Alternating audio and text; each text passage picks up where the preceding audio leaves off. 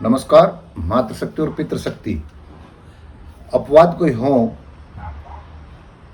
नहीं तो अधिकतम माता पिता या दोनों में से एक या शासक जो अपनी इच्छाओं के लिए परिवार को, राष्ट्र को गुमराह करते हैं और उन्हें कैसे लोग चाहिए, उसमें जो कहा जाता है कि भेड़ तुल्य और गधे तुल्य चाहिए। क्योंकि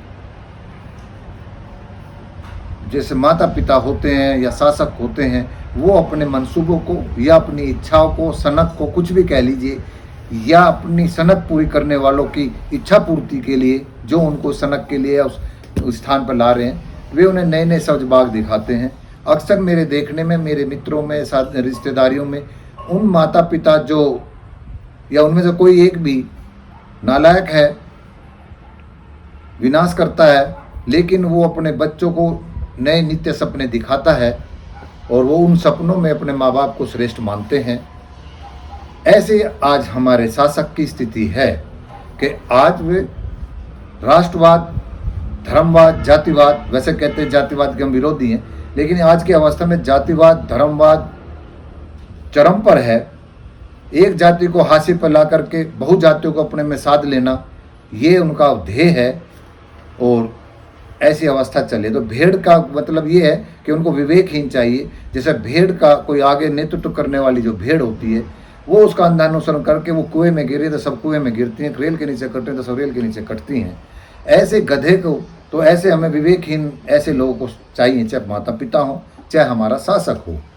जो ऐसे माता पिता होते हैं, अमूमन वो उनको कॉम्प्लेक्स होता है सीनियरिटी का, या हमसे ये पैदा हैं या हम शासक हैं, ऐसी अवस्था का उनकी मनोदशा होती है। इसलिए वो नए नए सब्जबाग दिखा करके उनको उनमें उलझा करके अंधा अनुसरण कराते हैं, विवेकहीन बनाते हैं। और गधे इसलिए बने रहते हैं कि जैसे अभी मेरी बेटी ने बताया था, किसी को लिखा हुआ आया है उसमें कि एक मालिक ने गधे को उसके लोड कैपेसिटी बढ़ाई, वजन बढ़ाता चला गया और उस पर क्षमता जैसे 50 किलो की थी, 5 करके ऐसे उसे 100 किलो पर 100 किलो से ऊपर ले गया।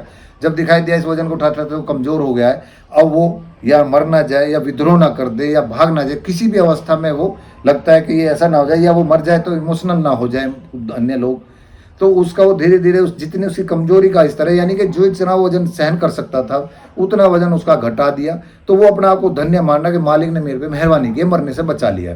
आज ऐसी अवस्था हमारी प्रजा की हो रही है और प्रजा में वो केवल इस तरह से खुश हैं कि जैसे दलितों को आज मुफ्त या गरीब, दलित और प्लस गरीब, वो किसी भी आस्था और जाति के हो सकते हैं या हैं, उनको मुफ्त भोजन 5 किलो जो अनाज ये अन्य दे रहे हैं इस कोरोना काल में भी, और वैसे भी राइट टू फूड के तहत पिछली सरकार ने ये दिया था।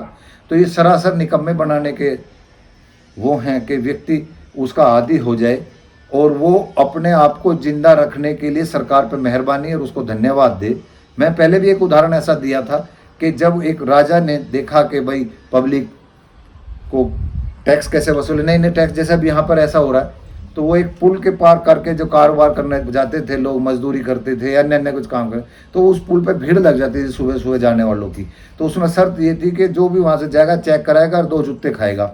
तो जब वो वहाँ से पुल पार करने लगे तो भीड़ लग जाती थी, जब सुबह सुबह जैसे आज टोल पे जाम लग जाता है।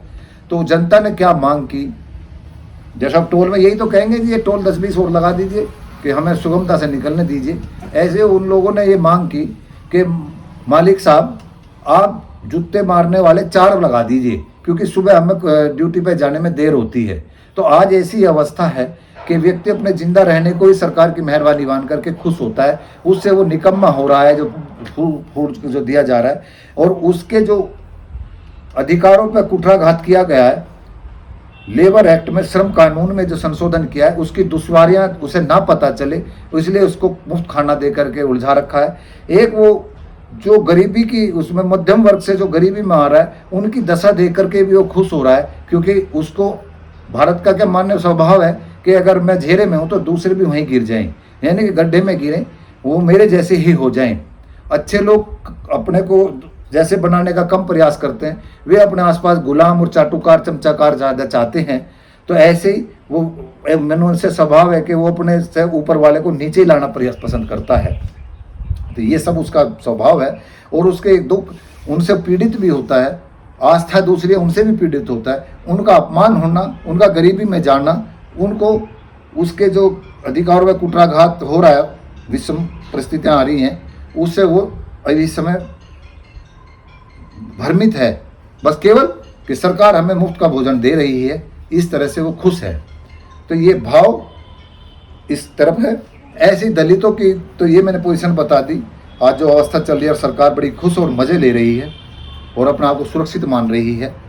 ऐसे ओबीसी जो पिछड़ा वर्ग है उसमें भी एक तो वे लोग हैं जो पहले से तमाशा देखते थे, सरकार की नीतियों को, अत्याचारों को या शासकों की पूर्व से जो लोग वर्ग क्षेत्र करते आए हैं, वो जब आवाज़ उठाते हैं तो वे जो उन्हें खुश होते हैं, वे दरबार के वहाँ पर चाकरी करने में मज़ा आते हैं, उनकी लाइजनिंग होती है, उनका सम्मान बढ़ता है। उनमें वे भी लोग हैं जो अगड़ों से भी और किसी से भी गांव में या शहर में जो कुछ ओबीसी में जातियां हैं जिनका कोई सामाजिक वैल्यू कम था, इस सरकार ने उनको राजनीतिक वजूद दिया, उनको हिंदुत्व का नशा दिया और हिंदुत्व को उनका अच्छे पद दिए, तो वे इस समय पूरे हिंदूवादी बने हुए हैं, इसलिए वे भी खुश हैं। और उनका तो ऐसे समझिए कि मैं हमारे यहाँ कहावत है मुजफ्फरनगर के क्षेत्र में कि कह देते हैं कि तो आदमी है गडरिया। तो मैं एक जाति के संबंध में बता रहा हूँ कैसे उपहास उड़ाते हैं थे। आज उन जैसे और अन्य लोगों को जो सम्मान सरकार दे रही है, वे अपने आप को पूरा हिंदूवादी मान करके बड़े मस्त हैं और सरकार का पूरा साथ दे रहे हैं। वो इनका वोट बैंक है, ये इनको बहुत बड़ा घमंड है। और एक वो जो सरकार के विरोध उनको लामबंद करके उनको एक तरफा कर रहे हैं। जैसे यहाँ मुस्लिम तुष्टीकरण करा था पिछली सरकारों ने, उनके वास्तव में इसमें कोई दो राय नहीं, कोई झूठ बोले कि उनकी अराजकता थी और उन्हें लगता था कि हमारी सड़कों पर आने से बदतमीजी सरकार डरती हैं और हम ये बदतमीजी करेंगे तो हम इस देश में अपनी गुंडागर्दी चलाएंगे। तो वो अवस्था की वजह से ही आज की सरकार सत्ता में है। और उसका आज अगर सरकार या जो विपक्ष खड़ा हो रहा है, ये किसान आंदोलन ने इसको ताकत दी है, नहीं तो ये शुद्ध बुद्ध खो चुके थे। इनके अपने खुद के कारनामे इतने वो थे कि दिशाहीन भी थे और कोमा में थे एक किस्म से।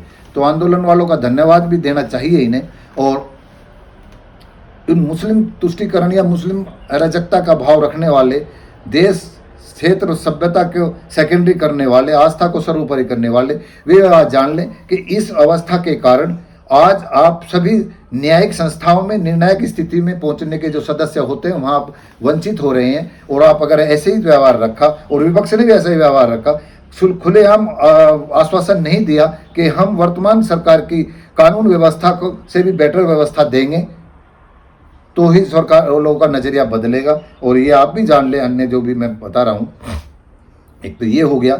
और ये ओबीसी के जिनको मैं कह रहा हूँ उपेक्षित कर रहे हैं या उनको हिंदूवादी बन चुके हैं या अन्य जो है, उनका मैं आरक्षण में अभी इन्होंने जो जनसंख्या की आबादी है इसी वर्ग की ज़्यादा है, पिछड़े वर्ग में भिन्न भिन्न बहुत जातियाँ, इनका लगभग काफ़ी जनसंख्या है। उनके जनसंख्या बल इन्हें ना पता चले, वो जनगणना की जो बात कर रहे हैं, सत्ता पक्ष के भी लोग और इनके सहभागी भी और विपक्ष भी, सरकार ने नकार दिया है। क्योंकि जो इस समय मिला हुआ आरक्षण है ओबीसी में वो अभी 27% है। उनकी जनसंख्या का प्रतिशत पता चल जाए तो जनरल कैटेगराइज का जो आरक्षण है वो कम होगा। उसे रोकने के लिए ये इसको जनगणना को नहीं करा रहे हैं। दूसरा, इन्होंने जातिगत आरक्षण के साथ साथ जो है, जो जातियाँ मांग रही थी उनको उस तरह से 10% सामान्य जाति में आरक्षण दिया है। तो उसमें आप ये देख लीजिए कि पिछड़े वर्ग का जो उससे आरक्षण से जो कौन से लोग वर्ग वंचित होगा या कौन लोग उससे बाहर हो जाएंगे। जिनकी 8 लाख आमदनी है वो अमीर माना जाएगा ओबीसी का, और कमाल ये देखे जनरल में वो गरीब माना जाएगा। तो ये इस भेद को ना पता चले दुनिया को, तो उन्हें जातिगत, क्षेत्रगत, धर्मगत, राष्ट्रवाद में उलझा करके अपने मंसूबे सीधे कर रहे हैं। तो ओबीसी वाले ऐसे अपने आप को पेश कर रहे हैं। जैसे इनकी ताकत का पता चलेगा, ये आपस में सहयोगात्मक हो जाएं तो शायद कुछ नज़रिया बदले। अब मैं तीसरा वर्ग आ जाता है जो जिसे जनरल कह लीजिए। उनमें से कुछ वे भी हैं जो पिछड़ों से या अन्य जगह से भी आकर के वे उन श्रेणी में पहुंच गए हैं आर्थिक अवस्था में। तो वे सरकार का या उस अवस्था का गुणगान करते हैं जिसमें कहते हैं कि मैं तो ये बोलता हूँ कि अभी मैंने बोला था धन की इच्छा का व्यक्ति जो है अपनी कौशलता से, यानी कि वो अपनी ऐसी स्थिति पैदा करता है, सामान का ज़रूरत मतलब डिमांड को रोक देना और डिमांड बढ़ जाना, सप्लाई को रोक देना, डिमांड बढ़ जाना और उससे पैसा कमाना, यानी कि किसी की अज्ञानता, अवस्था और मजबूरी का अपना पराया लाभ उठा करके धन कमाने वाले लोग, और वे ही सत्ता के नज़दीक रहते हैं, क्योंकि सत्ता के जो हवाई जहाज घूमते हैं, ये जो रैलियाँ होती हैं, वे पूंजीपति ही कराते हैं। और ये घमंड से कहते हैं अगर ये अमीर नहीं होंगे तो ये देश चलेगा कैसे। हम कहते हैं देश ऐसे नहीं चलेगा, देश नेतृत्व तो अच्छा हो, सभी देश में खुशहाल हों।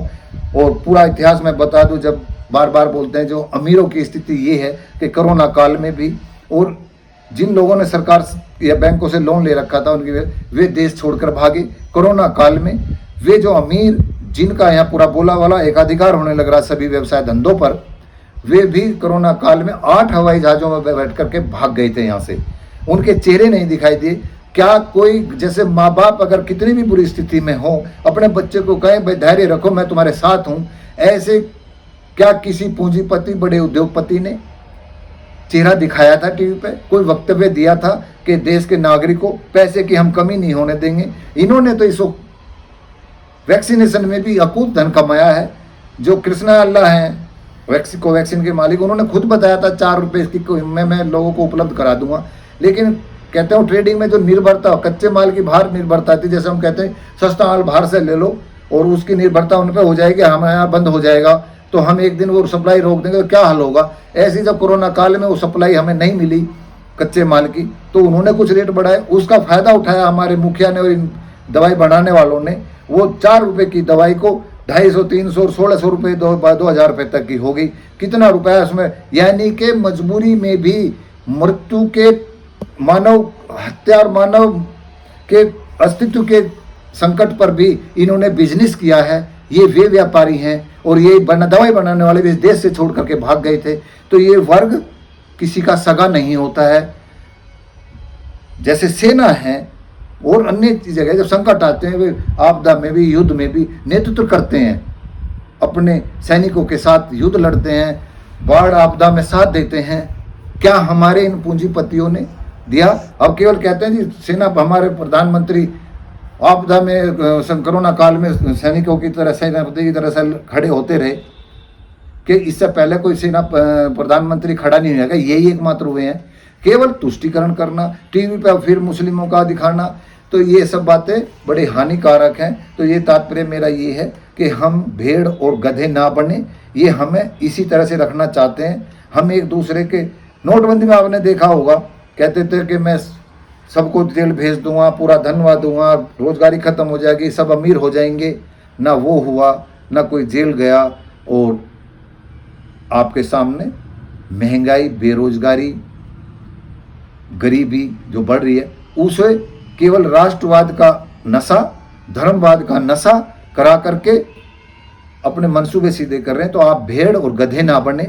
मैंने इसलिए एक्सप्लेन किया है। कोशिश करना, समझना और सहयोगात्मक रहिए। जो सही है उसको सही कहिए, जो गलत है गलत को गलत कहिए।